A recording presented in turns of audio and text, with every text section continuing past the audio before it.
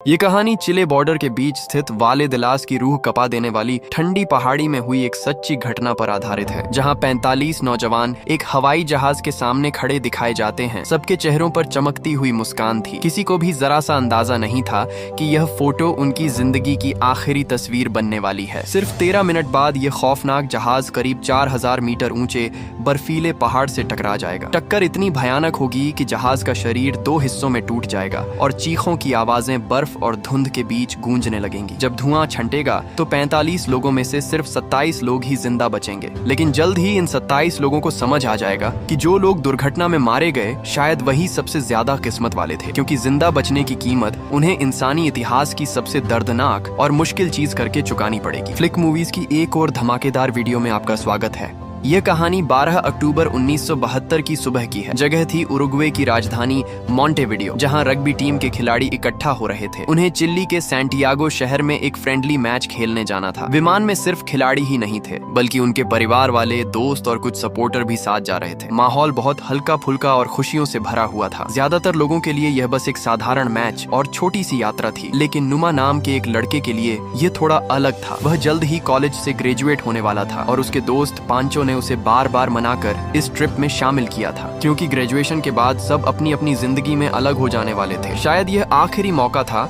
जब वे सब दोस्त एक साथ समय बिता सकते थे। टीम के कप्तान मार्सेलो ने बहुत ध्यान से सबका नाम पुकार कर गिनती की, ताकि पक्का हो सके कि कोई पीछे नहीं रह गया। फिर सभी 45 लोगों ने विमान में चढ़ने से पहले एक साथ खड़े होकर एक ग्रुप फोटो खिंचवाई। परिवार वाले दूर खड़े हाथ हिलाकर विदा कर रहे थे। थोड़ी ही देर में विमान ने उड़ान भर ली। धूप जहाज के ऊपर चमक रही थी और सब कुछ बिल्कुल सामान्य और उम्मीदों से भरा हुआ लग रहा था। किसी ने भी नहीं सोचा था कि यह तस्वीर बाद में इतिहास की एक दर्दनाक याद बन जाएगी। कुछ देर तक विमान बिल्कुल आराम से उड़ता रहा। फिर वह एंडीज पर्वतों के ऊपर पहुंचने लगा। खिड़की के बाहर का नजारा बहुत शानदार लेकिन खतरनाक था। बर्फ से ढके ऊंचे ऊंचे पहाड़ बादलों के बीच से झलक रहे थे। सूरज की रोशनी ग्लेशियरों पर पड़कर इतनी तेज चमक रही थी कि आंखें चौंक जाएं। यह दुनिया की सबसे लंबी पर्वत श्रृंखला है, जिसकी औसत ऊंचाई 4000 मीटर से भी ज्यादा है और कई चोटियां 6000 मीटर से भी ऊपर जाती हैं। लेकिन जहाज के अंदर बैठे युवाओं को इन खतरों से कोई फर्क नहीं पड़ रहा था। किसी को भी यह एहसास नहीं था कि खतरा धीरे धीरे उनकी तरफ बढ़ रहा है। अचानक विमान थोड़ा जोर से हिला, झटका लगा और जहाज हल्का सा डगमगाया। रोमा नाम का एक यात्री घबराकर सीट के हैंडल को कसकर पकड़ लेता है। वह टीम का खिलाड़ी नहीं था, बल्कि एक दोस्त के निमंत्रण पर इस यात्रा में आया था। यह उसका पहली बार था जब वह एंडीज पर्वतों के ऊपर से विमान में सफर कर रहा था। थोड़ी ही देर में विमान और ज्यादा हिलने लगा। पायलट की आवाज लाउडस्पीकर में सुनाई दी और सभी यात्रियों से कहा गया कि वे अपनी सीट बेल्ट बांध लें। साथ ही बताया गया कि कुछ ही मिनटों में विमान सैंटियागो पहुंचने वाला है। लेकिन कुछ ही मिनटों में विमान की हालत बदलने लगी। झटके लगातार तेज होते गए। अब यह मजाक जैसा नहीं लग रहा था, बल्कि ऐसा लग रहा था जैसे जहाज पर से नियंत्रण खत्म हो रहा हो। उधर कॉकपिट में पायलट ने एक ऐसी गलती कर दी जो बाद में जानलेवा साबित होने वाली थी। उसे लगा कि विमान एंडीज पर्वत की मुख्य चोटी को पार कर चुका है। उसे विश्वास था कि सबसे खतरनाक हिस्सा पीछे छूट चुका है, इसलिए अब वह विमान की ऊंचाई कम कर सकता है और सैंटियागो की तरफ उतरने की तैयारी कर सकता है।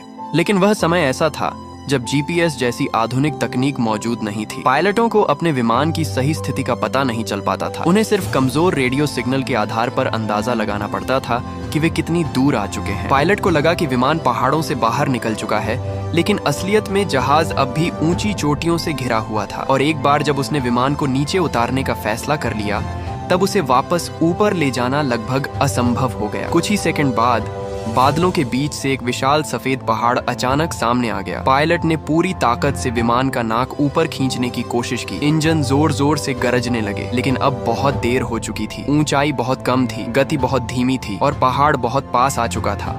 उसी पल पायलट को अपनी भयानक गलती का एहसास हो गया। 4000 मीटर ऊंचे एंडीज पर्वतों के बीच एक छोटी सी गलती भी मौत की सजा बन जाती है। यहाँ दूसरी कोशिश का कोई मौका नहीं मिलता। और फिर वह हुआ जो होना तय था।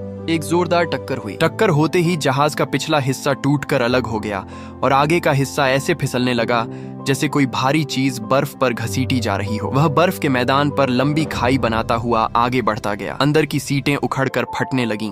सामान हवा में इधर उधर उड़ने लगा। लोगों की चीखें और टूटते धातु की तेज आवाजें एक साथ गूंज रही थीं। पूरा हादसा 1 मिनट से भी कम समय में हुआ, लेकिन उसी 1 मिनट ने 45 लोगों की किस्मत हमेशा के लिए बदल दी।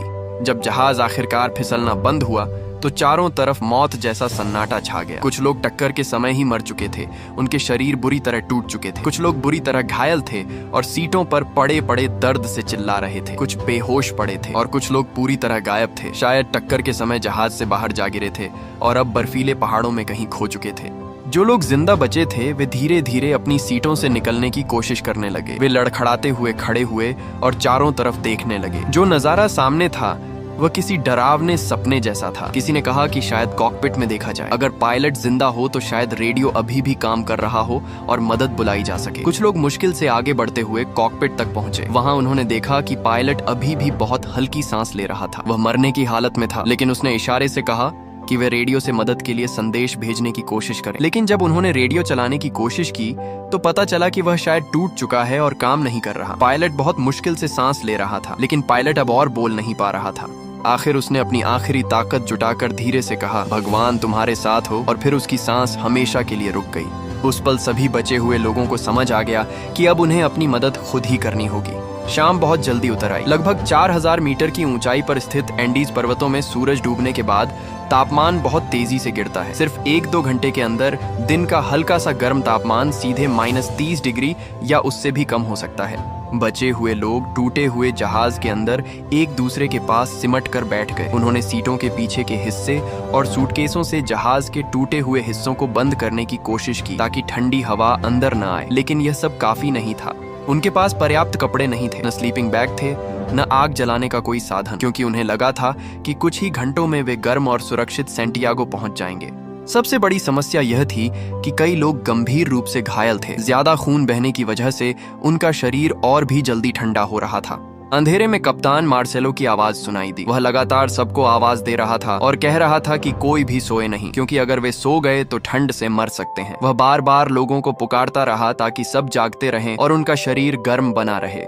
लेकिन उस रात भी 3 लोगों की सांसें थम गईं। वे लोग भयानक विमान दुर्घटना से तो बच गए थे, लेकिन पहली ही रात की ठंड को सहन नहीं कर सके। जब अगली सुबह सूरज की पहली किरण जहाज के टूटे हुए हिस्से के अंदर आई तो रोमा ने गहरी सांस ली। वह अब भी जिंदा था। धीरे धीरे बाकी लोग भी बाहर निकलने लगे। सुबह की हल्की धूप थोड़ी गर्माहट लेकर आई। उसी रोशनी में पहली बार सभी लोगों ने साफ देखा कि वे आखिर कहाँ फंसे हुए हैं। वे एंडीज पर्वतों के बहुत अंदर लगभग 4000 मीटर की ऊंचाई पर थे। चारों तरफ सिर्फ ऊंचे ऊंचे बर्फीले पहाड़ थे जो अंतहीन लग रहे थे। सूरज की रोशनी उन पर पड़कर ठंडी चमक पैदा कर रही थी। वहां न कोई पेड़ था, न कोई पौधा और न ही जीवन का कोई निशान। वे पूरी तरह एक सफेद बर्फीले रेगिस्तान में फंसे हुए थे, दुनिया से बिल्कुल कटे हुए। शुरुआती गिनती में पता चला कि 45 लोगों में से कम 12 लोग दुर्घटना में ही मर चुके थे, जिनमें क्रू के सदस्य और कई यात्री शामिल थे। 29 लोग जिंदा बचे थे, लेकिन उनमें से ज्यादातर घायल थे। कुछ लोग अभी भी लापता थे, शायद जहाज के टूटे हुए पिछले हिस्से के साथ किसी घाटी में गिर गए थे या बर्फ के नीचे दब गए थे। कप्तान मार्सेलो ने गहरी सांस ली और एक फैसला किया। उन्हें जहाज के अंदर थोड़ी जगह बनानी होगी। कुछ सीटों को निकालना पड़ेगा ताकि सभी लोग रात में अंदर सिमटकर सो सकें। घायल लोगों को पहले जगह दी जाएगी। सभी लोग काम में लग गए। वे कांपते हुए हाथों से सीटों को निकालने लगे। हर कोई कांप रहा था, शायद ठंड से, शायद डर से। मार्सेलो सबको संभाल रहा था। उसे पता था कि ऐसे मुश्किल हालात में घबराहट ठंड से भी ज्यादा खतरनाक होती है, इसलिए उसने सबको अलग अलग काम दे दिए। ये सिर्फ काम पूरा करने के लिए नहीं था, बल्कि इसलिए भी था ताकि हर किसी के पास जीते रहने की वजह बनी रहे। इसी दौरान किसी ने धीरे से पूछा कि जो लोग मर चुके हैं उनके शरीरों का क्या किया जाए। मार्सेलो ने उन सख्त हो चुके शरीरों की तरफ देखा। कुछ पल चुप रहा, फिर बोला, उन्हें एक तरफ रख दो, जब रेस्क्यू टीम आएगी तब देखेंगे। इस बात के पीछे एक ऐसी उम्मीद छिपी थी जिसके बारे में कोई खुलकर बात नहीं करना चाहता था। वे सभी मान रहे थे कि जल्द ही मदद आएगी और यह मुश्किल जल्द खत्म हो जाएगी। फिर मार्सेलो ने बचा हुआ खाना बांटना शुरू किया। कुछ छोटी बोतलें वाइन की, थोड़ी चॉकलेट और कुछ पैकेट बिस्कुट के थे, लेकिन यह खाना कितने दिन चलेगा ये किसी को नहीं पता था। फिलहाल उनके पास खाने को कुछ था, इसलिए वे थोड़ा आशावादी थे, लेकिन यह उम्मीद ज्यादा देर टिकने वाली नहीं थी। उसी समय दूर से इंजन की आवाज सुनाई दी। सभी बचे हुए लोग अचानक उत्साहित हो गए। उन्हें लगा कि शायद बचाव के लिए कोई विमान आ गया है, लेकिन आसमान में कोई विमान दिखाई नहीं दिया। वह आवाज पहाड़ों के बीच गूंजती हुई धीरे धीरे दूर चली गई और आखिरकार पूरी तरह गायब हो गई। अगले दिन सभी को एक बात साफ समझ में आ गई। अगर उन्होंने जहाज के अंदर को और गर्म रखने का इंतजाम नहीं किया तो वे एक एक करके ठंड से मर जाएंगे। इसलिए वे लोग फिर से काम में लग गए। उन्होंने कपड़े, जैकेट और जो भी चीज हवा रोक सकती थी उसे ढूंढ ढूंढ कर जहाज के टूटे हुए हिस्सों में ठूंसना शुरू किया ताकि रात की ठंडी हवा अंदर न आ सके। ये उनके जिंदा रहने की सबसे पहली जरूरत थी। 15 अक्टूबर 1972 दुर्घटना के तीसरे दिन नांडो नाम का युवक आखिरकार होश में आया। उसने धीरे से पूछा कि क्या हुआ है। रॉबर्टो ने छोटा सा जवाब दिया, विमान गिर गया है। ये सुनते ही नांडो की दुनिया जैसे टूट गई। नांडो ने पूछा, हम यहाँ कितने दिन से फंसे हैं? रॉबर्टो ने कहा, 3 दिन।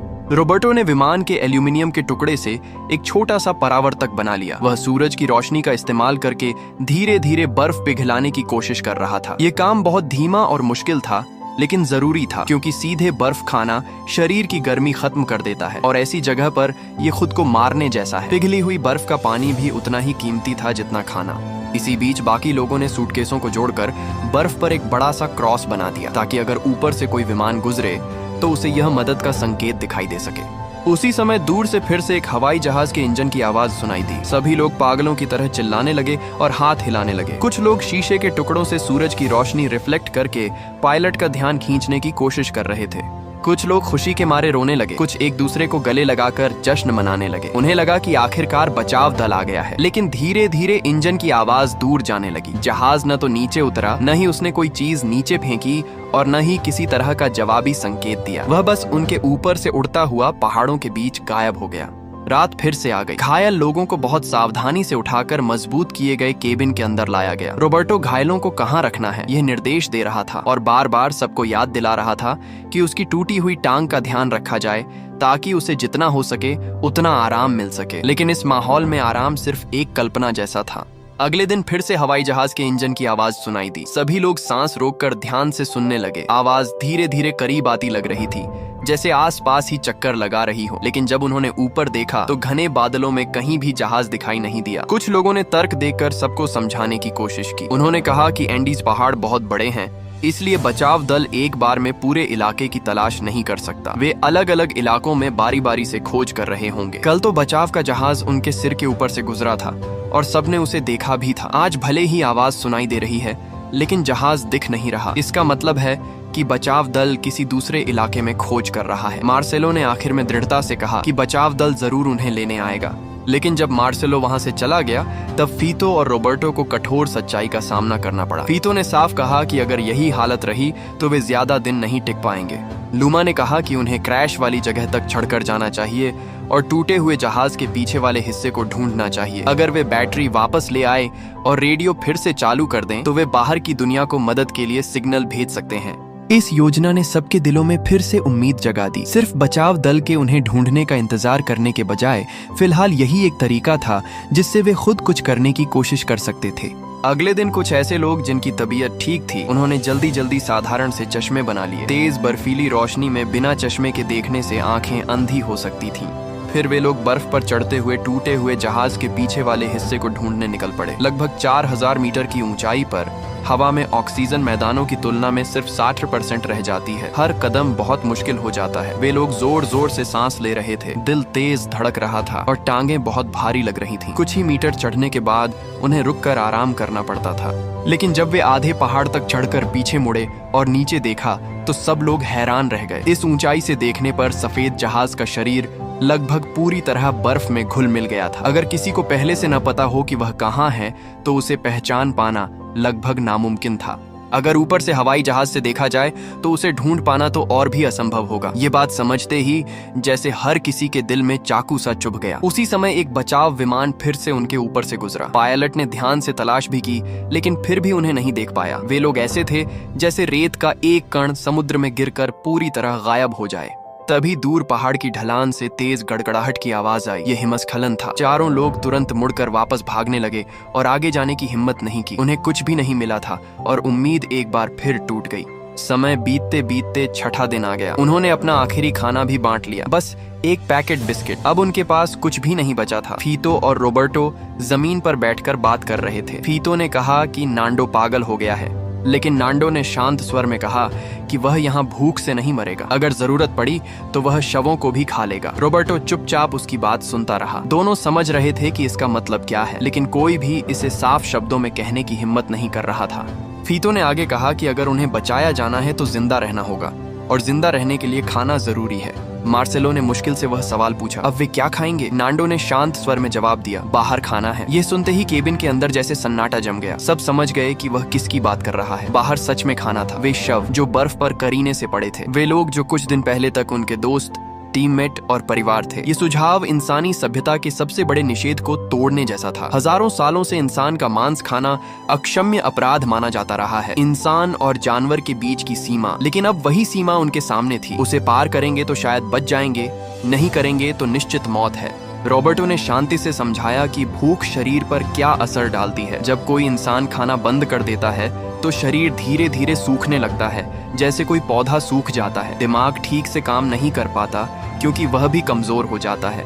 मार्सेलो ने सबसे अहम सवाल पूछा, अगर वे सच में ऐसा करें तो क्या होगा? क्या भगवान उन्हें माफ करेगा? रॉबर्टो ने कहा कि शायद भगवान ही उन्हें इस हालत में लेकर आया है, इसलिए वह समझेगा कि वे जिंदा रहने के लिए मजबूर हैं। लेकिन फीतो ने उसे बीच में रोक दिया और कहा कि इसमें भगवान का कोई हाथ नहीं है, उन्हें यहाँ लाने वाली चीज सिर्फ किस्मत है। आर्थुरो ने इस बात को तर्क से समझाने की कोशिश की। उसने कहा कि यह सिर्फ मांस ही तो है, लेकिन मार्सेलो दर्द के साथ बोला कि वह किसी के अपने प्रिय लोगों का मांस है। रोमा ने भी इस बात का समर्थन किया। उसने कहा कि उन्हें खाना चाहिए, लेकिन उन्हें ऐसा करने का अधिकार नहीं है। रॉबर्टो ने पलटकर पूछा, क्या मुझे जिंदा रहने के लिए हर संभव तरीका अपनाने का अधिकार नहीं है? कौन मुझसे यह अधिकार छीन सकता है? तुम? यह सवाल सुनकर सब चुप हो गए। तभी केबिन में रोने की आवाजें गूंजने लगीं। यह विषय हर किसी के दिल को तोड़ रहा था। उन्हें नैतिकता और जीवित रहने के बीच चुनाव करना था।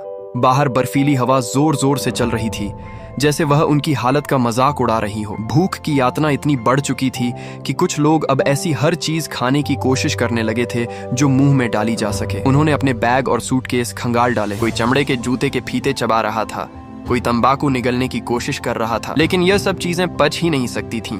उल्टा इससे पेट में और ज्यादा दर्द होने लगा। फिर एक और डरावना संकेत सामने आया। ज्यादा से ज्यादा लोगों ने देखा कि उनकी पेशाब का रंग गहरा भूरा हो गया है। कुछ की तो लगभग काली हो चुकी थी। इसका मतलब था कि उनके गुर्दे फेल होने लगे हैं। उनके खून में शरीर के खुद के टूटते हुए ऊतकों से पैदा हुए जहरीले पदार्थ भर रहे थे। अगर ऐसा ही चलता रहा तो कुछ ही दिनों में उनके शरीर के अंग पूरी तरह काम करना बंद कर देंगे। कुछ लोग अपनी बेल्ट कसकर पेट दबाने की कोशिश कर रहे थे, लेकिन उन्हें पता चला कि बेल्ट में अब लगाने के लिए छेद ही नहीं बचे। उनका वजन इतना कम हो चुका था कि जो बेल्ट पहले ठीक से फिट होती थी, अब शरीर पर डीली लटक रही थी।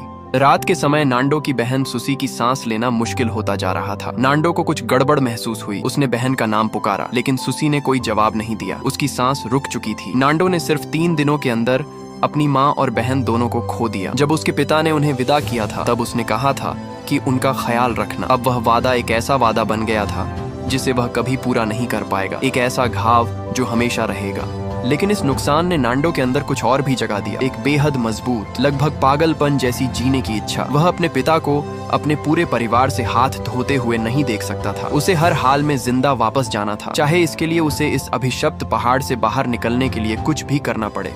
सुसी की मौत के बाद बचे हुए लोगों की संख्या घटकर 27 रह गई। जब विमान दुर्घटनाग्रस्त हुआ था तब वे 45 लोग थे और अब सिर्फ 27 बचे थे। सिर्फ 9 दिनों में 18 जिंदगियां खत्म हो चुकी थीं।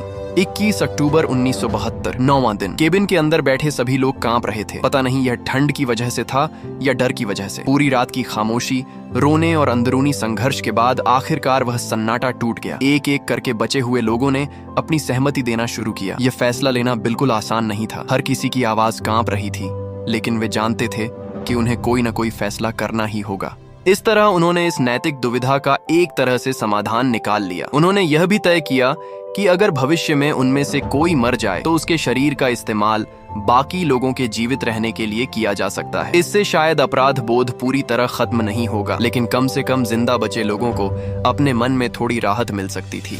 केबिन के अंदर फिर से लंबी खामोशी छा गई। अनुमति देना एक बात थी, लेकिन वास्तव में ऐसा करना बिल्कुल अलग बात थी। सवाल था, यह काम कौन करेगा और कैसे करेगा? आखिर कुछ लोग आगे आए। वे केबिन से बाहर निकले और बर्फ पर पड़े उन शवों के पास गए। केबिन के अंदर बैठे लोग टूटी हुई खिड़की से बाहर झांक कर देख रहे थे। उन्होंने देखा कि बाहर खड़े लोग शवों के पास झुके हुए हैं और उनके हाथों में कांच के टूटे हुए टुकड़े हैं। वे बहुत संकोच और झिझक के साथ वह काम कर रहे थे जिसके बारे में कोई बोलना भी नहीं चाहता था। फिर बाहर खड़े लोगों ने उस मांस को अपने मुंह में डाल लिया। यह दृश्य देखकर केबिन के अंदर बैठे कुछ लोगों ने तुरंत अपना चेहरा दूसरी तरफ घुमा लिया। कुछ लोग प्रार्थना करने लगे, कुछ चुपचाप रोने लगे, लेकिन कुछ लोग खड़े हुए और थोड़ी देर झिझकने के बाद धीरे धीरे बाहर जाने लगे।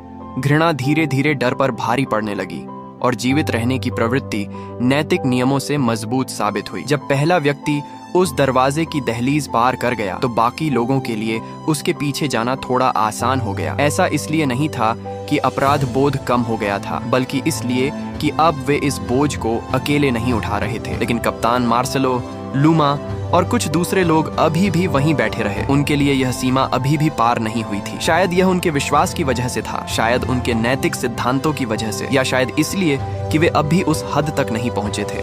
लेकिन सब जानते थे कि यह सिर्फ समय की बात है। जब शरीर और कमजोर होगा और मौत और करीब आएगी तो यह आखिरी दीवार भी एक दिन टूट जाएगी। जो लोग बाहर गए थे और जो अंदर रह गए थे, वे दोनों एक दूसरे को खामोशी से समझ रहे थे। किसी को भी किसी पर आरोप लगाने का अधिकार नहीं था, क्योंकि हर कोई अपने अपने तरीके से इस नरक जैसी हालत में भी अपने अंदर बची हुई इंसानियत को बचाने की कोशिश कर रहा था। 10वें दिन के बाद जब यह वर्जना टूट चुकी थी, तब जीवित रहने की कोशिशों को और व्यवस्थित करना जरूरी हो गया। स्ट्राउच के चचेरे भाई उस काम को संभालने लगे जिसे कोई करना नहीं चाहता था, शवों को काटने और तैयार करने का काम। फीदो यह तय करता था कि किस शव का इस्तेमाल किया जाएगा। उसका नियम था कि वे उन लोगों के शव चुनते थे जिनका इस समूह में कोई करीबी रिश्तेदार मौजूद नहीं था, ताकि बाकी लोगों का मानसिक बोझ थोड़ा कम हो सके। वे लोग यह काम केबिन से दूर दूसरों की नजरों से छिपकर करते थे। ऐसा इसलिए किया जाता था ताकि बाकी लोग मानसिक रूप से टूट न जाएं। अगर हर किसी को पूरा दृश्य देखने दिया जाता तो शायद कई लोगों का दिमाग पूरी तरह टूट जाता। इसी दौरान मलबे के बीच किसी को एक रेडियो मिल गया। उसे ठीक करने के बाद उसमें से धीमी धीमी आवाजें और अस्पष्ट इंसानी आवाजें सुनाई देने लगी। केबिन के अंदर पैनकितो ने नुमा को खून से जमी हुई एक छोटी सी गांठ दी जिसके अंदर मांस का टुकड़ा था। उसने कहा कि जमे हुए खून के साथ इसे निगलना आसान होगा, लेकिन नुमा ने उसे लेने से मना कर दिया। पैनकितो ने गहरी सांस ली। वह नुमा की अंदरूनी लड़ाई को समझ रहा था, लेकिन उसे यह भी पता था कि अगर वह कुछ नहीं खाएगा तो इसका मतलब सीधा मौत होगा। तभी अचानक बाहर से एक बेहद निराश भरी खबर सुनाई देती है कि उनकी तलाश अब बंद कर दी गई है। ये खबर सुनते ही सब लोगों की आखिरी उम्मीद भी टूट जाती है। वे अभी भी जिंदा हैं, वे अभी भी यहाँ मौजूद हैं, लेकिन बाहर की दुनिया उन्हें पहले ही मरा हुआ मान चुकी है। और सबसे क्रूर बात यह है कि अगर कोई रेस्क्यू होगा भी तो अब अगले साल की गर्मियों में होगा। तब तक तो वे लोग ठंड से जमकर या भूख से मर चुके होंगे। जब मार्सेलो को यह खबर मिलती है तो वह उन लोगों की तरफ देखता है जिन्होंने अभी तक मांस नहीं खाया था। कांपती हुई आवाज में वह कहता है, मुझसे गलती हो गई। वह मान लेता है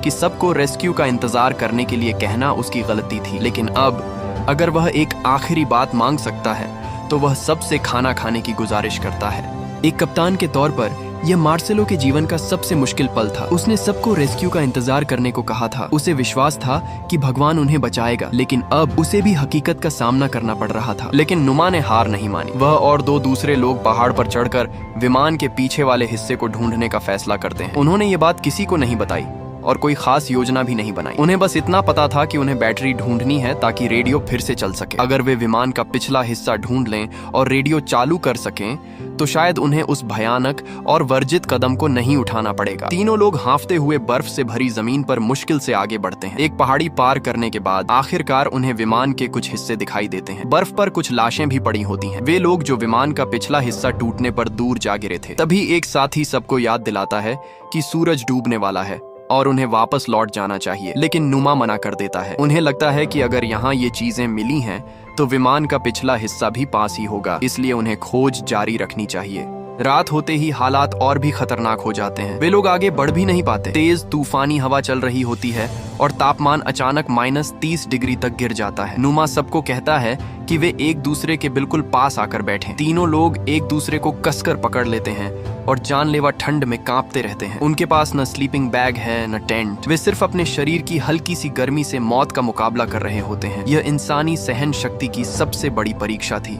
अगली सुबह तीनों किसी तरह जिंदा बच जाते हैं। उनका पूरा शरीर सुन्न और कमजोर हो चुका था, लेकिन वे अभी भी जिंदा थे। मगर उन्हें विमान का पिछला हिस्सा नहीं मिला, बैटरी भी नहीं मिली। उनकी आखिरी उम्मीद एक बार फिर टूट जाती है। वे वापस कैंप लौट आते हैं। नांडो नुमा से पूछता है कि ऊपर से उसने क्या देखा। नुमा थोड़ी देर चुप रहता है, फिर जवाब देता है, बस बर्फ और पहाड़ जहाँ तक नजर जाती है बस वही दिखाई देता है। यह जवाब सुनकर सबकी आखिरी उम्मीद भी टूट जाती है। वे दुनिया की सबसे अकेली जगह में फंसे हुए थे। चारों तरफ अंतहीन बर्फीले पहाड़ थे। लेकिन नांडो दृढ़ आवाज में कहता है कि रास्ता उसी पहाड़ के पार है, उन्हें वहां तक पहुंचना ही होगा। फिर वह नुमा की तरफ देखता है और गंभीर होकर कहता है, तुम्हें खाना पड़ेगा नुमा, नहीं तो तुम मेरे साथ उस पहाड़ को पार नहीं कर पाओगे। किसी ने लाइटर जलाकर थोड़ी रोशनी की। जो लोग जिंदा थे वे एक एक करके अपनी आवाज देकर बताने लगे, लेकिन कप्तान मार्सेलो ने कोई जवाब नहीं दिया। इस हिमस्खलन ने 8 लोगों की जान ले ली थी। कोको, जो कुछ ही घंटे पहले अपनी माँ को याद करते हुए कविता पढ़ रहा था, अब नहीं रहा। कप्तान मार्सेलो, जो हमेशा टीम को संभाल कर रखता था और उम्मीद देता था, वह भी चला गया। हिमस्खलन के बाद अब सिर्फ 19 लोग बचे थे। आधे से ज्यादा लोग जा चुके थे। पता नहीं कितना समय बीतता है। आखिरकार कहीं से हल्की सी रोशनी एक छोटे से छेद से अंदर आने लगती है। अंधेरे में वह रोशनी बेहद कीमती लगती है। कोई उस रोशनी को देखकर उम्मीद जताने की कोशिश करता है कि अगर रोशनी अंदर आ रही है तो शायद वे बहुत गहराई में नहीं दबे होंगे। तभी कोई वह सवाल पूछ देता है जो सबके मन में था, उन्हें यहाँ कितने समय तक रहना पड़ेगा। जवाब बहुत लाचार था, जब तक बर्फीला तूफान खत्म नहीं होगा वे बाहर नहीं निकल सकते। 2 दिन तक फंसे रहने के बाद भूख अब सहन के बाहर हो चुकी थी। रोबर्टो आखिरकार चुप्पी तोड़ता है। वह पूछता है कि अब क्या करें, क्या वे बस यूं ही बैठे रहेंगे? उसका यह सवाल सुनकर सब और भी गहरी चुप्पी में डूब जाते हैं। सब समझ रहे थे कि रोबर्टो किस बारे में बात कर रहा है, लेकिन कोई भी पहला शब्द बोलने की हिम्मत नहीं कर पा रहा था। गुस्तावो गहरी सांस लेकर आखिरकार वह बात कह देता है, अगर उन्हें जिंदा रहना है तो उन्हें खाना पड़ेगा। सबकी सांसें कांप रही थीं। आखिरकार गुस्तावो मुड़ता है और वही काम शुरू करता है। वह मांस का एक टुकड़ा काटता है, लेकिन कोई भी हाथ बढ़ाकर उसे लेने की हिम्मत नहीं करता। गुस्तावो गुस्से में पूछता है कि क्या इतनी सारी मुश्किलों से गुजरने के बाद वे अब खुद को मरने देंगे? उसकी यह बात एक जोरदार थप्पड़ की तरह थी जिसने झिझक रहे लोगों को जगा दिया। आखिरकार एक आदमी मांस उठाकर अपने मुंह में डाल लेता है, फिर दूसरा, फिर तीसरा। लेकिन इस बार बात अलग थी। पहले वे उन लोगों का मांस इस्तेमाल कर रहे थे जिनके परिवार यहाँ नहीं थे, जो उनके लिए कुछ हद तक अजनबी थे। लेकिन अब वे अपने दोस्तों का मांस खा रहे थे, अपने साथियों का, उन्हीं लोगों का जो कुछ घंटे पहले तक उनके साथ बैठकर कविता पढ़ रहे थे। इस बार अपराध बोध और दर्द पहले से कहीं ज्यादा गहरा था। हर कौर दोस्ती के साथ विश्वासघात जैसा लग रहा था। हर निगलना इंसानियत को कुचलने जैसा महसूस हो रहा था। लेकिन उनके पास कोई और रास्ता नहीं था। अगर वे नहीं खाते तो मर जाते। अचानक नुमा गुस्से में जोर जोर से चिल्लाने लगता है। वह पागलों की तरह अपने हाथों से बर्फ खोदने लगता है। साथी उसे शांत करने की कोशिश करते हैं, लेकिन नुमा नहीं रुकता। वह लगातार ऊपर की बर्फ को खोदता रहता है, डंडे से भी मारता है। हर वार के साथ वह अपना सारा गुस्सा, डर और निराशा बाहर निकाल रहा था।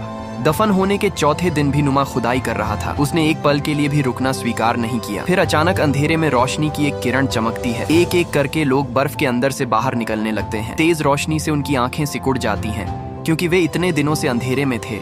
असल में सबकी जान नुमा की जिद ने बचाई थी। अगर वह भी बाकी लोगों की तरह हार मान लेता, अगर वह भी निराशा में डूब जाता, तो ये 19 लोग सब के सब बर्फ के नीचे मर जाते। लेकिन उसने ऐसा नहीं किया। उसने 4 दिन और 4 रात लगातार खोदकर सबके लिए बाहर निकलने का रास्ता बना दिया। इसके बाद सब लोग मिलकर बर्फ खोदने लगते हैं ताकि दबा हुआ सामान ढूंढ सकें। अब उन्हें ताकत मिल रही थी एक दूसरे के त्याग, साहस और एकता से। रोबर्टो की चिकित्सा, नांडो की हिम्मत, फीतो की देखभाल, इंसानियत की यही रोशनी अब उनके लिए नए भगवान जैसी बन गई थी। और जो दोस्त मर चुके थे, उनके शरीर ने बाकी लोगों को जिंदा रहने का मौका दिया था, इसलिए वे भी इस नए विश्वास का हिस्सा बन गए थे। कुछ समय बाद नांडो सुझाव देता है कि उन्हें अब भी निकल जाना चाहिए। वह कहता है कि देखो, सूरज कितना अच्छा है, यह यात्रा शुरू करने का सही मौका है। लेकिन रोबर्टो को लगता है कि वे अभी तैयार नहीं हैं। वह कहता है कि उन्हें थोड़ा और इंतजार करना चाहिए। जब मौसम थोड़ा गर्म हो जाए, वे बाहर रात नहीं बिता सकते। पिछली बार नुमा और उसके साथियों का अनुभव इसका सबूत था। पेड्रो भी समझाता है कि 15 नवंबर के बाद बर्फ पिघलना शुरू होगी। तापमान बढ़ने पर तूफान का खतरा भी कम हो जाएगा। आखिरकार नांडो को समझौता करना पड़ता है। तीसरे से चौथे दिन के बीच बर्फ और बर्फ की परतें पिघलने लगी। कहीं कहीं से पानी टपकने की आवाज आने लगी, जो इस बात का संकेत था कि बसंत आने वाला है। गुस्तावो और रोबर्टो आर्तुरो की देखभाल कर रहे थे। वे बहुत सावधानी से उसे उठाते हैं, उसका सिर संभालकर धीरे धीरे उसे हिलाते हैं। आर्तुरो दर्द से कराह रहा था और बहुत कमजोर आवाज में खांस रहा था। जब उन्होंने धीरे से उसके कपड़े उठाए तो जो उन्होंने देखा उससे उनका दिल टूट गया। आर्तुरो की पीठ पर बड़े बड़े कीड़े पड़ चुके थे। उसकी त्वचा सड़कर नीली काली हो चुकी थी और कुछ जगहों पर तो मांस पूरी तरह खराब हो गया था। लंबे समय तक ठंडे और कठोर धातु के विमान के ढांचे पर पड़े रहने के कारण और बेहद कुपोषण की वजह से उसका शरीर अब अंदर से टूटने लगा था। गुस्तावो ने गंभीर आवाज में कहा कि आर्तुरो की हालत बहुत खराब है, वह शायद 3 दिन से ज्यादा नहीं जी पाएगा, बास्को शायद 5 दिन। उसने रोबर्टो से पूछा कि वह क्या सोचता है। रोबर्टो समझ नहीं पाया कि वह क्या पूछना चाहता है। गुस्तावो कुछ पल चुप रहा और फिर आखिरकार वह बात कह दी जो वह असल में कहना चाहता था। एक डॉक्टर होने के बावजूद यहाँ वे कुछ नहीं कर सकते थे। अगर वे यहीं रुके रहे तो आखिरकार वे लोगों की जान बचाने वाले डॉक्टर नहीं रहेंगे, बल्कि अपने साथियों को दफनाने वाले कब्र खोदने वाले बन जाएंगे। गुस्तावो की बातों ने एक कठोर सच्चाई सामने रख दी। यहाँ दवाइयाँ नहीं थीं, कोई उपकरण नहीं था, न कोई गर्म कमरा था जहाँ मरीजों का इलाज हो सके। अगर वे यहीं रहे तो बस अपने साथियों को एक एक करके मरते हुए देखते रहेंगे और फिर उन्हें बर्फ में दफनाते रहेंगे।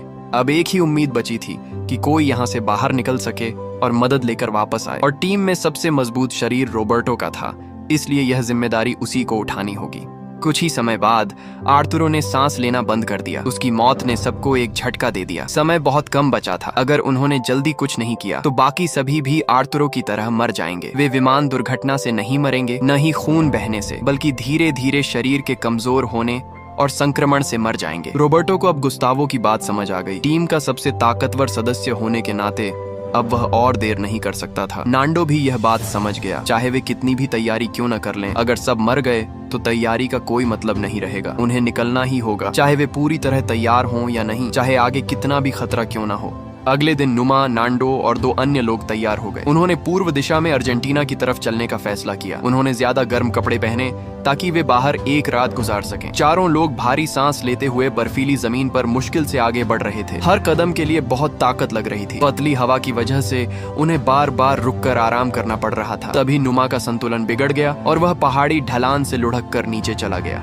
रोबर्टो दौड़कर उसके पास गया और उसकी टांग देखी। घाव में पहले ही संक्रमण हो चुका था। रोबर्टो ने फैसला किया कि वह नुमा को वापस कैंप तक छोड़कर आएगा, लेकिन नुमा ने मना कर दिया। उसने कहा कि वह खुद ही वापस जा सकता है। नुमा नहीं चाहता था कि वह बाकी लोगों के लिए बोझ बने। वह जानता था कि अगर रोबर्टो उसे वापस छोड़ने गया तो अभियान में सिर्फ 2 लोग रह जाएंगे और सफलता की संभावना बहुत कम हो जाएगी।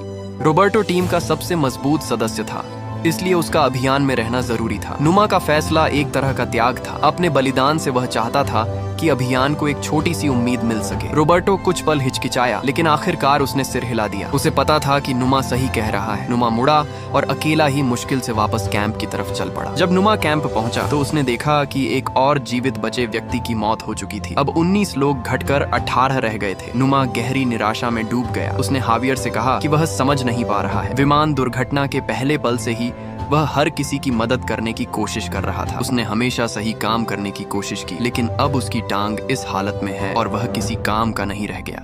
हावियर नुमा की तरफ देखता है और कहता है कि तुम्हारा घाव तुम्हें बेकार नहीं बनाता। हावियर ने अपनी पत्नी को खोने के अनुभव से नुमा के सवाल का जवाब दिया। मौत अपने आप में कोई मतलब नहीं रखती, लेकिन जो लोग जिंदा रहते हैं वही उसे मतलब देते हैं। लिलियाना की मौत ने हावियर को प्यार की असली कीमत समझाई और उसे जीते रहने की वजह दी, अपने बच्चों के लिए। उसी तरह नुमा की चोट भी उसे बेकार नहीं बनाती, बल्कि उसे किसी और तरीके से योगदान देने का मौका देती है। हर किसी का अपना एक मिशन होता है और हर किसी को एक ही पहाड़ पर चढ़ना जरूरी नहीं होता। कुछ समय बाद नांडो और बाकी लोग वापस आ गए। नांडो उत्साहित होकर नुमा को बताने लगा कि वे लगभग 2-3 घंटे पूर्व की तरफ चले थे। अचानक एक छोटी पहाड़ी के पीछे उन्हें विमान का पिछला हिस्सा मिल गया। नांडो को विश्वास ही नहीं हो रहा था। विमान का वह हिस्सा दुर्घटना के समय अलग होकर दूसरी तरफ गिर गया था। उसके अंदर बहुत सारे सूटकेस बिखरे हुए थे, साफ जैकेट, शराब, सिगरेट और चॉकलेट। नांडो ने चॉकलेट नुमा को दी। नुमा ने तुरंत उसे फाड़कर खाना शुरू कर दिया, जैसे वह रैपर समेत निगल लेना चाहता हो। नांडो ने माना कि नुमा पहले सही था। उन्होंने बाहर एक रात बिताई थी और लगभग मर ही गए थे, लेकिन उन्हें जिस बैटरी की जरूरत थी वह उसी विमान के हिस्से में मिल गई। समस्या यह थी कि बैटरी बहुत बड़ी और भारी थी, इसलिए उसे वापस लाना संभव नहीं था। लेकिन अगर वे रेडियो को वहां ले जाएं तो उसे चलाने की कोशिश की जा सकती थी। नांडो ने यह भी बताया कि रॉय ने रेडियो ठीक कर लिया है। रोबर्टो का मानना था कि वे विमान वाले रेडियो को भी चालू कर सकते हैं। नांडो ने कहा कि उन्हें फिर से उस जगह जाना होगा और कोशिश करनी होगी। यह एक ऐसा पल था जब उम्मीद फिर से जाग उठी थी। अगर रेडियो चल गया और वे मदद का संदेश भेज सके तो शायद उन्हें पहाड़ पार करने का जोखिम नहीं उठाना पड़ेगा। कुछ समय बाद नांडो और 3 लोग फिर से निकल पड़े। नुमा उन्हें जाते हुए देखता रहा। वह चाहता था कि वह भी उनके साथ जा सके, लेकिन उसका शरीर उसे यहीं रुकने पर मजबूर कर रहा था। वह बस चुपचाप उनके लिए दुआ कर सकता था। रॉय ने आखिरकार रेडियो को बैटरी से जोड़ने में सफलता पा ली। अब वे सभी अलग अलग फ्रीक्वेंसी मिलाकर उसे चलाने की कोशिश करने लगे। तभी नांडो ने अचानक पूछा, अगर रेडियो काम ही नहीं किया तो क्या होगा? रॉबर्टो ने शांत आवाज में जवाब दिया, तब हम वापस लौटेंगे और फिर पश्चिम की तरफ चिल्ली की दिशा में चल पड़ेंगे। कुछ ही देर बाद रेडियो से अचानक खरखराहट की आवाज आने लगी। रॉबर्टो तुरंत माइक्रोफोन के पास झुका और बोलने लगा। उसने सामने वाले को बताया कि वे एंडीज पर्वतों में फंसे हुए उरुग्वे के लोग हैं। वे अभी भी जिंदा हैं और मदद चाहते हैं। लेकिन जवाब में सिर्फ शोर सुनाई दिया। थोड़ी देर बाद रेडियो से संगीत और किसी की धुंधली आवाज सुनाई देने लगी। उन्हें समझ आ गया कि यह सिर्फ एक सामान्य रेडियो प्रसारण स्टेशन है। ये दो तरफा संपर्क नहीं था। वे दूसरों की आवाज सुन सकते थे, लेकिन कोई भी उनकी आवाज नहीं सुन सकता था। दिन बीतते गए और उनके शरीर की ताकत लगातार कम होती गई। खाने का राशन बहुत कम था, इसलिए वे हड्डियों से मांस अलग करके खाने लगे। जो चीज कभी कल्पना से भी बाहर थी, अब धीरे धीरे उनके लिए सामान्य बनती जा रही थी। एक दिन नुमा अचानक बोलने लगा, मैं अभी सिर्फ 5 साल का नहीं हूँ। मेरे जीवन में अभी बहुत कुछ करना बाकी है। मैं अपने भाइयों के पास वापस जाना चाहता हूँ। मैं अपनी माँ और पिता को फिर से देखना चाहता हूँ। मैं नाचना चाहता हूँ। सामने वाले ने हल्की मुस्कान के साथ पूछा, क्या तुमने कभी डांस भी किया है? नुमा ने सिर हिलाकर कहा, नहीं, लेकिन अब मैं करना चाहता हूँ। मैं सब कुछ करना चाहता हूँ। मैं हंसना चाहता हूँ। मैं रोना चाहता हूँ। तब पांचीतो ने धीरे से कहा, तो रो लो। नुमा की आंखों से आंसू बहने लगे। वह जोर जोर से रोने लगा। पांचीतो बार बार कहता रहा, रो लो, रो लो, रो लो। यह एक बहुत मानवीय पल था। नुमा हार नहीं मान रहा था, बल्कि वह जीवन के लिए अपनी इच्छा व्यक्त कर रहा था। उसकी इच्छाएं बहुत साधारण थीं। अपने परिवार से मिलना, नाचना, हंसना, रोना। पांचीतो ने उसे रोने दिया ताकि उसके भीतर का दर्द बाहर निकल सके। ऐसी कठोर परिस्थितियों में रोना कमजोरी नहीं होता। यह अपने अंदर जमा दर्द को बाहर निकालने का एक तरीका होता है, ताकि इंसान आगे जीने की ताकत जुटा सके। इसी दौरान रॉय लगातार रेडियो पर काम करता रहा। वह अलग अलग फ्रीक्वेंसी और कनेक्शन आजमा रहा था, लेकिन आखिरकार सारी कोशिशें नाकाम हो गईं। 29 नवंबर 1972 वे 47 दिनों से फंसे हुए थे। उस समय तक 17 लोग जिंदा बचे थे। नांडो और बाकी लोग थके हुए सांस लेते हुए वापस कैंप में पहुंचे। सबने तुरंत पूछा, क्या हुआ? रॉबर्टो ने बस इतना कहा, रेडियो काम नहीं कर रहा। यह एक ऐसा वाक्य था जिसने सबकी आखिरी उम्मीद तोड़ दी। अब वे बाहर की दुनिया से संपर्क नहीं कर सकते थे। वे किसी को यह नहीं बता सकते थे कि वे अभी भी जिंदा हैं। लेकिन टिंटिन ने एक और खबर दी। उन्हें विमान के पिछले हिस्से में एक जलरोधी कपड़ा मिला था। उससे वे स्लीपिंग बैग बना सकते थे। ये खोज बहुत महत्वपूर्ण थी। पहले जब नुमा और बाकी लोग बाहर रात बिताने की कोशिश कर चुके थे, तब वे लगभग ठंड से मर ही गए थे। इसका मतलब था कि बिना गर्म कपड़ों और सुरक्षा के पहाड़ों पर रात बिताना नामुमकिन था। लेकिन अब अगर वे उस जलरोधी कपड़े से स्लीपिंग बैग बना लें, तो उनके पास बाहर रात गुजारने का मौका होगा। इस खोज ने एंडीज पर्वत को पार करने की योजना को सिर्फ एक कल्पना से निकालकर एक वास्तविक संभावना बना दिया। नांडो ने तुरंत पूछा, हम कब निकलेंगे? रॉबर्टो ने जवाब दिया, जैसे ही स्लीपिंग बैग तैयार हो जाएंगे हम निकल पड़ेंगे। अब और इंतजार नहीं। इसी बीच रेडियो पर एक नई खबर सुनाई दी। 78 दिनों की खोज के बाद वायुसेना ने फैसला किया कि वे खोज अभियान फिर से शुरू करेंगे। इसके लिए एक खास C-47 विमान एंडीज पर्वतों की तरफ भेजा जाएगा ताकि उन्हें खोजा जा सके। यह खबर सुनते ही कैंप में मतभेद शुरू हो गया। रॉबर्टो का मानना था कि अब उन्हें इंतजार करना चाहिए, क्योंकि शायद बचाव दल उन्हें ढूंढ ले। लेकिन नांडो ने इसका कड़ा विरोध किया। उसने कहा, हम फिर से शुरुआत पर वापस नहीं जा सकते। उसने सबकी तरफ देखते हुए कहा, हम खुद को देखो और उन्हें देखो। क्या यह जीना कहलाता है? हम यहाँ सिर्फ प्रार्थना करते हुए नहीं रह सकते। क्या तुम सच में यहीं बैठे बैठे सोते रहना चाहते हो? दिन गुजरते रहे। इंतजार करते करते सबकी बची हुई ताकत भी खत्म होती जा रही थी। वे बचाव दल का इंतजार कर रहे थे, लेकिन साथ ही इस बात का भी कि कोई आखिरकार अंतिम फैसला ले। टिंटिन इस दौरान लगातार अपनी कैमरा से तस्वीरें लेता रहा। वह हर किसी का चेहरा कैद करता, विमान के मलबे की तस्वीर लेता, बर्फ से ढके पहाड़ों की तस्वीर लेता और उन शवों की भी तस्वीरें लेता जो बर्फ पर पड़े थे। वह जानता था कि अगर वे सब यहीं मर गए तो यही तस्वीरें इस बात का एकमात्र सबूत होंगी कि वे कभी यहाँ थे। और अगर वे जिंदा वापस लौटे तो यही तस्वीरें उनकी इस भयानक यात्रा की गवाही देंगी।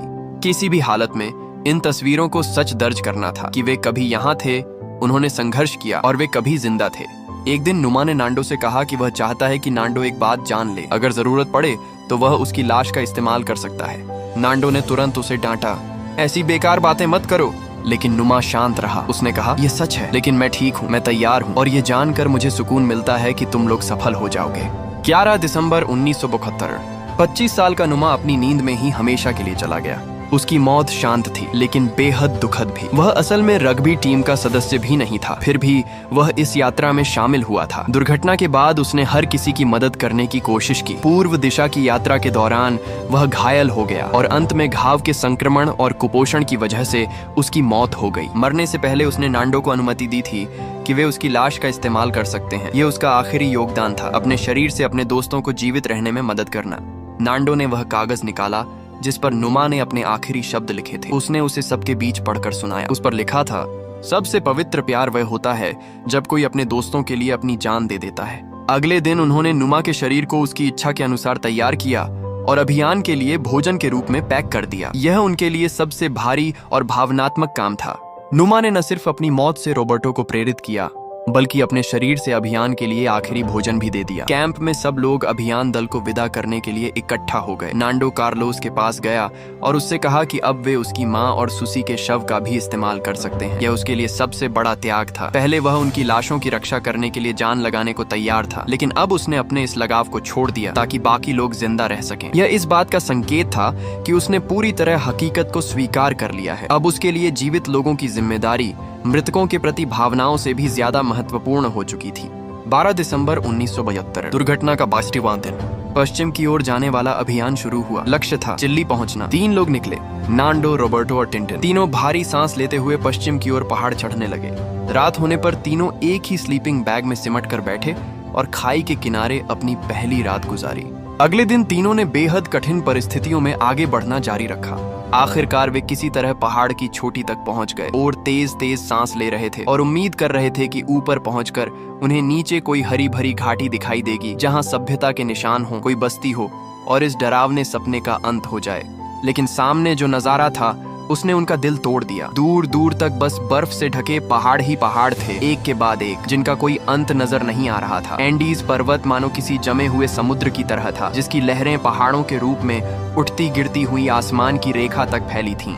वे सोच रहे थे कि बस इस एक पहाड़ को पार करते ही उन्हें नीचे की दुनिया दिख जाएगी, लेकिन अब उन्हें समझ आया कि यह तो अनगिनत पहाड़ों में से बस एक था। वे आपस में बात करने लगे, हम पहले ही उस घाटी तक पहुंच चुके हैं, बस उस घाटी को पार करना है तो हम दूसरी घाटी तक पहुंच जाएंगे। लेकिन इसका मतलब क्या था? 10 दिन का सफर या 20 दिन का? उनके पास तो सिर्फ 1 हफ्ते का खाना बचा था। रॉबर्टो एक तर्कवादी इंसान था। वह जानता था कि इस सफर के पक्ष में आंकड़े नहीं थे, खाना कम था, दूरी बहुत ज्यादा थी और शरीर में ताकत भी खत्म हो रही थी। लेकिन नांदो की जिद और विश्वास ने उसे एक और संभावना दिखा दी।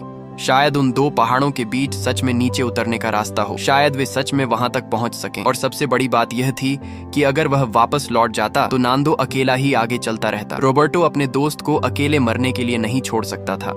आखिर दोनों ने फैसला किया कि वे पश्चिम की ओर आगे बढ़ते रहेंगे। उन्होंने तय किया कि टिंटिन वापस कैंप लौट जाएगा ताकि खाना ज्यादा दिनों तक चल सके। टिंटिन कैंप में लौटकर बाकी लोगों को उनकी हालत के बारे में बताता है। वह कहता है कि नांदो और रॉबर्टो दोनों ठीक हैं, उनकी हालत अच्छी है, उनके पास लगभग 10 दिन का खाना है और उन्हें रोकने वाली कोई चीज नहीं है। उधर एंडीज पर्वत की गहराई में नांदो और रॉबर्टो लगातार आगे बढ़ते रहे। उनके सामने एक के बाद एक पहाड़ थे जिनके ऊपर बादल और धुंध छाई हुई थी। वे एक घाटी पार करते, फिर दूसरी चढ़ाई चढ़ते, फिर अगली पहाड़ी पार करते। उनकी कमर झुक जाती, सांस फूल जाती और दिल ऐसा धड़कता जैसे छाती से बाहर निकल आएगा। लेकिन उन्होंने रुकना नहीं चुना। पता नहीं कितने समय तक चलते रहने के बाद नांदो ने सामने की ओर इशारा किया। आखिरकार उन्हें सच में नीचे उतरने वाला रास्ता दिखाई देने लगा था। जैसे जैसे वे नीचे उतरते गए, ऊंचाई कम होती गई और तापमान थोड़ा बढ़ने लगा। उनके कदम अब पहले से ज्यादा मजबूत हो गए। फिर अचानक उन्हें पक्षियों की आवाज सुनाई दी। इसका मतलब था कि वे अब काफी नीचे आ चुके हैं। उन्होंने कुछ कीड़े मकोड़े भी देखे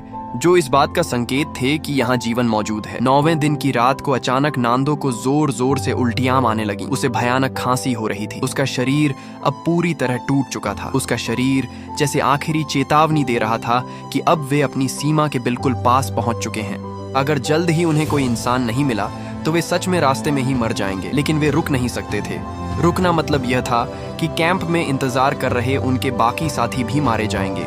10वें दिन उन्हें एक छोटी सी धारा मिली। यह बर्फ पिघलने का पानी नहीं था, बल्कि सचमुच बहने वाली एक छोटी नदी थी। इसका मतलब था कि यहाँ स्थायी पानी का स्रोत है, यानी यहाँ कहीं जीवन मौजूद है। तभी अचानक रॉबर्टो ने नदी के उस पार एक चरवाहे को देखा। उस पल दोनों को अपनी आंखों पर यकीन ही नहीं हुआ। 10 दिनों तक अनगिनत पहाड़ पार करने और असहनीय दर्द सहने के बाद आखिरकार उन्होंने इंसानी सभ्यता का निशान देख लिया था। उस पल की खुशी और राहत को शब्दों में बयान करना नामुमकिन था। वे रोते हुए चिल्लाकर मदद मांगने लगे, लेकिन उनकी आवाज इतनी कमजोर और फटी हुई थी कि साफ सुनाई नहीं दे रही थी। चरवाहे ने कुछ देर इंतजार किया, फिर उसने एक पत्थर फेंका। उस पत्थर से कागज और पेन बंधे हुए थे। नांदो ने कांपते हाथों से कागज और पेन पकड़ा और लिखना शुरू किया। उसके हाथ कांप रहे थे, सिर्फ थकान और कमजोरी की वजह से नहीं, बल्कि भावनाओं के कारण भी। उसकी लिखावट टेढ़ी मेढ़ी थी, लेकिन हर शब्द साफ और मजबूत था। हर शब्द में 14 लोगों की जिंदगी का भार था। बाद में यही चिट्ठी इतिहास में एक मशहूर दस्तावेज बन गई, जो इंसान की जीने की इच्छा की मिसाल बन गई। चरवाहे ने तुरंत दोनों को खाना और पानी दिया, फिर घोड़े पर बैठकर यह हैरान कर देने वाली खबर पहुंचाने निकल गया। नांदो और रोबर्टो लकड़ी की एक झोपड़ी में बैठे थे, धूप की गर्मी महसूस कर रहे थे और बहते पानी और पक्षियों की आवाज सुन रहे थे।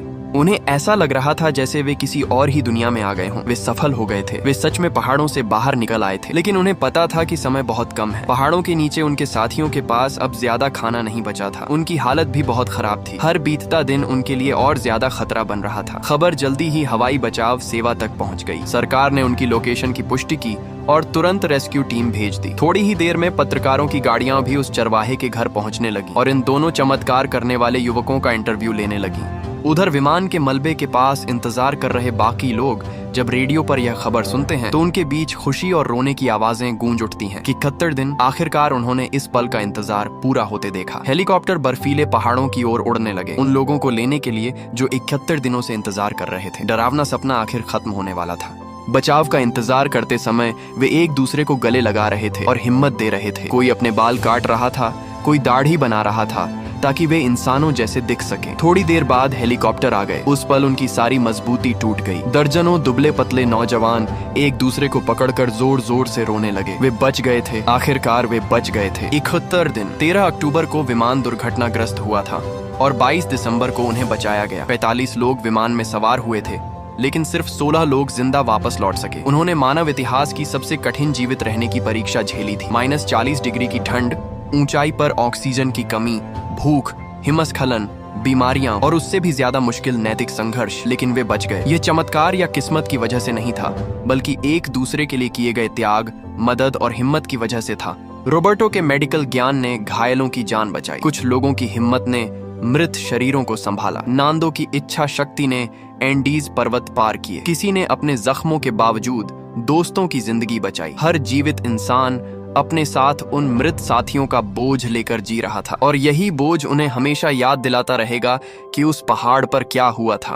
अस्पताल में बचे हुए लोगों का पूरा इलाज किया गया। उनका वजन औसतन 30 किलो से भी ज्यादा कम हो चुका था। कुछ लोगों का वजन तो सिर्फ 40 किलो तक रह गया था, जो एक वयस्क पुरुष के आधे से भी कम है। गंभीर कुपोषण, ठंड से हुए घाव, संक्रमण और हड्डियों की चोटें, हर किसी को कई तरह की स्वास्थ्य समस्याएं थीं। लेकिन चमत्कार की बात यह थी कि वे सब जिंदा थे। डॉक्टर भी हैरान थे कि इंसान का शरीर इतनी कठिन परिस्थितियों में इतने लंबे समय तक कैसे जिंदा रह सकता है। परिवारों से मिलना खुशी और आंसुओं से भरा पल था। कुछ पिता अपने बेटों को गले लगाकर रो पड़े। किसी ने अपना वादा निभाया था और जिंदा वापस आया था, हालांकि उसकी माँ और बहन हमेशा के लिए उसी पहाड़ पर रह गई थी। पिता ने उससे कहा कि जिंदा लौटना ही सबसे बड़ी जीत है, और उसकी माँ और बहन भी यही चाहती कि वह अच्छी जिंदगी जिए। बाकी बचे लोग भी अपने परिवारों से मिले। मीडिया पूरी दुनिया से इस चमत्कारिक कहानी को कवर करने के लिए पहुंच गई, लेकिन इसके साथ एक संवेदनशील सवाल भी उठा। उन्होंने पहाड़ पर आखिर खाया क्या था? आखिरकार भारी दबाव के बाद उन्हें सच्चाई बतानी पड़ी। जब प्रेस कॉन्फ्रेंस में रोबर्टो ने स्वीकार किया कि उन्होंने जीवित रहने के लिए मृत साथियों के शरीर का सहारा लिया था, तो पूरा हॉल स्तब्ध रह गया। ये कोई पारंपरिक वीरता की कहानी नहीं है, ये साधारण लोगों की कहानी है। वे सुपर हीरो नहीं थे, न संत थे, न जन्म से योद्धा। वे बस साधारण युवा थे, छात्र, खिलाड़ी, दोस्त। उन्हें डर लगता था, वे टूटते थे, वे रोते थे, वे सवाल करते थे, लेकिन वे प्यार भी करते थे, एक दूसरे का साथ भी देते थे, त्याग भी करते थे और फिर से उठ खड़े भी होते थे। उस बर्फीले पहाड़ ने इंसान की कमजोरी भी देखी और उसकी महानता भी। वहां जीवित रहने के लिए ऐसे फैसले लेने पड़े जिन्हें सामान्य जीवन में सोचना भी मुश्किल है, लेकिन उसी जगह पर इंसानों ने एक दूसरे का साथ भी निभाया। मौत के किनारे पर भी उम्मीद को जिंदा रखा। जब सब कुछ छिन जाता है, खाना, गर्मी, सुरक्षा, सम्मान, तब भी इंसान के पास एक चीज बचती है, चुनाव। हार मानने या जीने का चुनाव, इंसानियत बनाए रखने या गिर जाने का चुनाव, प्यार पर भरोसा करने या निराशा में डूब जाने का चुनाव। 29 लोग हमेशा के लिए उस पहाड़ पर रह गए। उनकी लाशें बर्फ में दबी रहीं, उनकी कहानी बचे हुए लोगों की यादों में बस गई और उनकी आत्मा मानव इतिहास में दर्ज हो गई। और जो 16 लोग जिंदा बाहर आए, वे पूरी जिंदगी इस बोझ के साथ जीते रहे। वे जानते थे कि वे सिर्फ अपने लिए नहीं जी रहे, बल्कि उन 29 लोगों के लिए भी जी रहे हैं। यह कहानी सिर्फ जीवित रहने की नहीं है, बल्कि इंसानियत की भी है। सबसे गहरे अंधेरे में भी उम्मीद की छोटी सी लौ जलती रहती है, और एंडीज पर्वत की गहराई में वह पहाड़ आज भी खड़ा है, चुपचाप उन 29 आत्माओं की रक्षा करता हुआ और उस कहानी का गवाह बनकर जिसने 16 लोगों की जिंदगी हमेशा के लिए बदल दी। अगर आपको आज की हमारी कहानी पसंद आई हो तो वीडियो को लाइक करें और चैनल को सब्सक्राइब करना बिल्कुल ना भूलें। हम फिर मिलेंगे अगली दिलचस्प वीडियो के साथ। तब तक के लिए बाय।